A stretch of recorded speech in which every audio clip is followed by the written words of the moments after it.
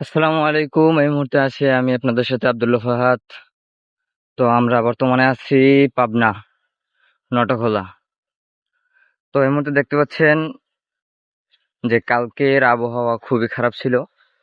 তো কালবৈশাখী ঝড়ে আজকেরও তেমনি সকাল থেকে হালকা রোদ, কিন্তু তার ভিতরে হঠাৎ এই মুহূর্তে দেখছেন যে আবহাওয়া খুবই খারাপ।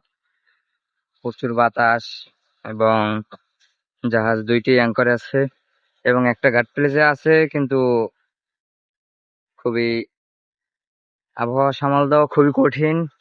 অনেক বাতাস, প্রচুর ঝড় বেগে। তো কালবৈশাখীর সময় এমত অবস্থায় পানির চাপ খুব স্রোত এবং প্রচুর বাতাস হয়।